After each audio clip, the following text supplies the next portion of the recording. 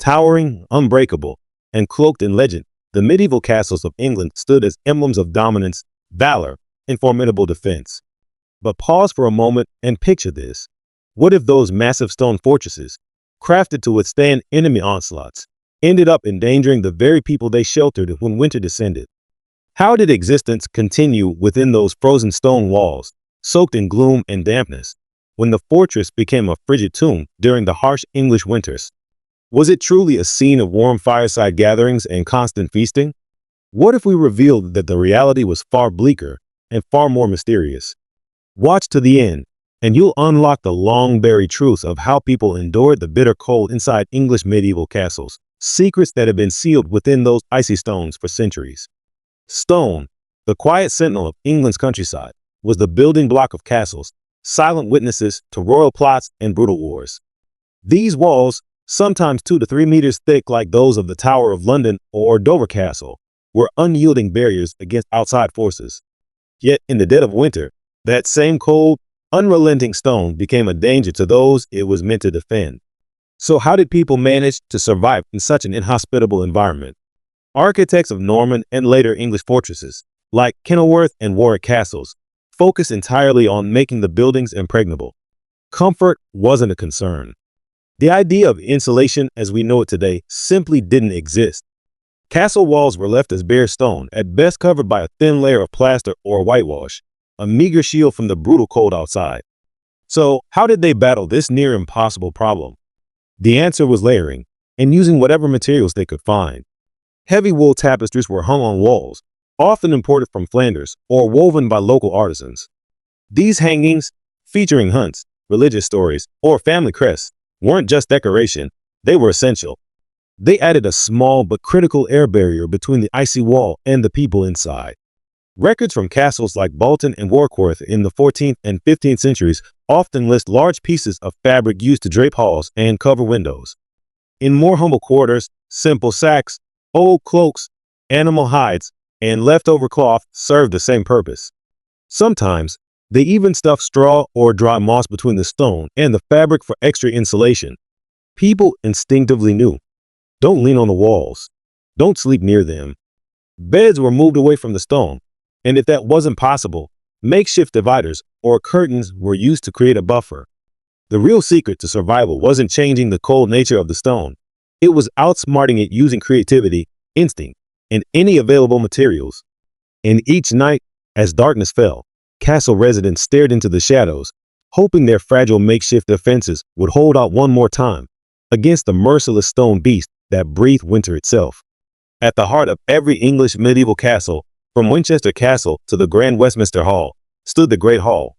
These were places of power, where deals were struck, foreign envoys entertained, and nobles flaunted their influence. Vast spaces with towering ceilings, narrow windows that barely allowed light but welcomed in cold air, and echoing emptiness. But when winter's freezing gusts swept in from the English Channel, how did they turn these massive, drafty halls into livable places?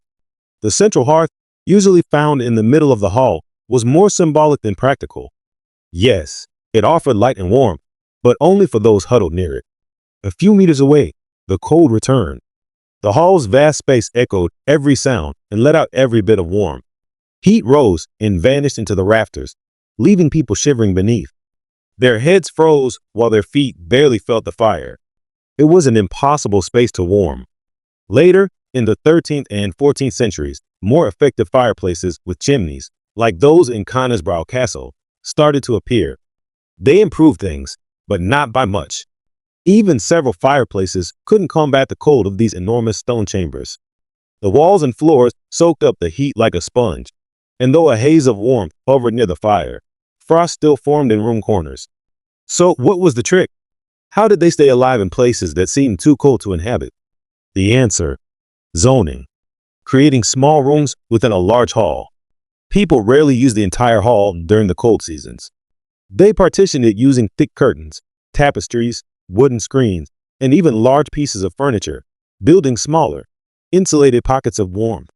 These spaces became living zones, where people ate, worked, and slept during the harsh winter months. Castle inventories often mention purchases of cloth to divide halls or screens to place by fires. Floors were layered thick with straw or reeds, not out of neglect, but for insulation. The dry straw trapped warm air and absorbed moisture.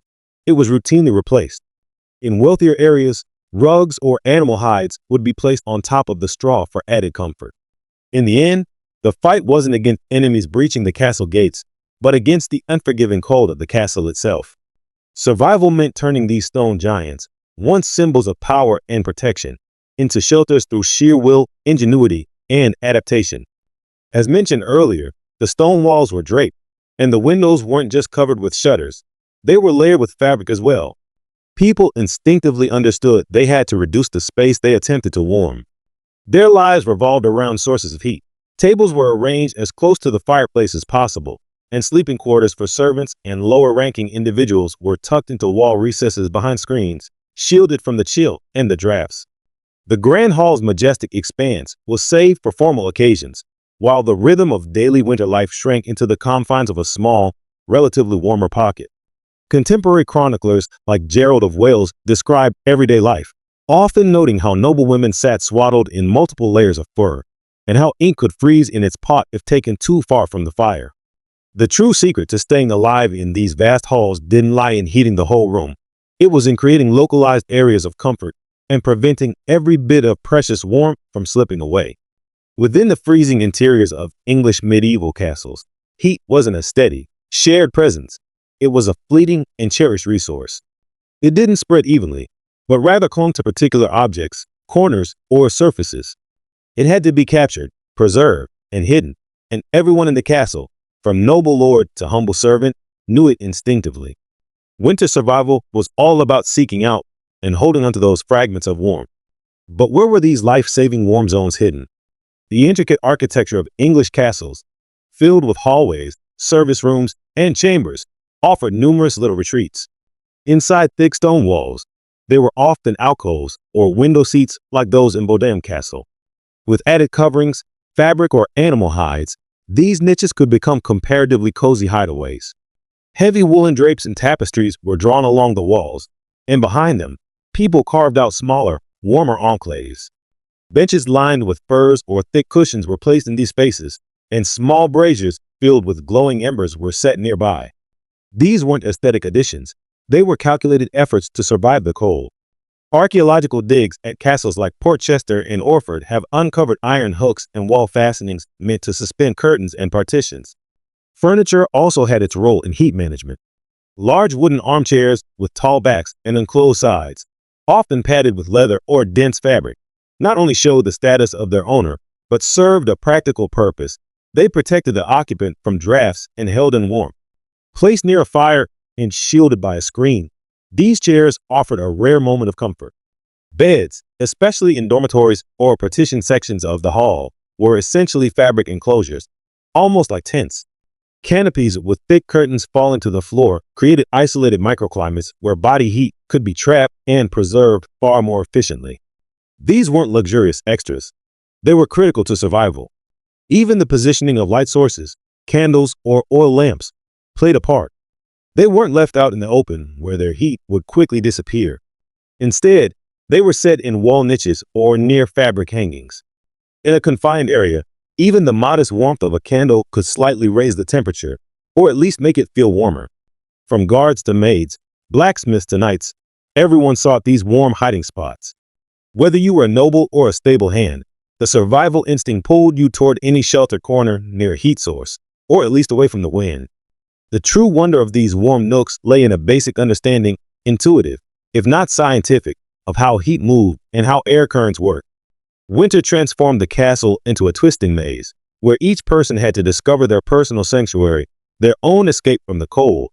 With cold radiating off the stone walls and the fireplace offering only a fleeting island of relief, the human body itself became the central heat source and the most vital line of defense. And the things wrapped around that body, the clothes, the bedding, were like armor. So, what did this personal heating armor consist of? What made it so effective? Clothing was a matter of life and death. Forget the airy garments and graceful outlines shown in artwork of summer life. The winter wardrobe was heavy, dense, and layered. The base was a long undertunic, a shift or chemise, made from coarse linen or, less often, hemp. Over this, men and women wore multiple tunics, robes, or a kirtle, all typically made from wool, the backbone of England's textile wealth. Wool's natural ability to retain heat, even when damp, made it essential. Cloaks, shawls, and mantles were the outermost layer. They, too, were mainly woolen, but wealthier people lined theirs with more wool, linen, or fur. Fur types varied by class. Squirrel, rabbit, and fox for the common folk, marten or sable for the highborn. Woolen hoods, often with a long tail known as a liripipe,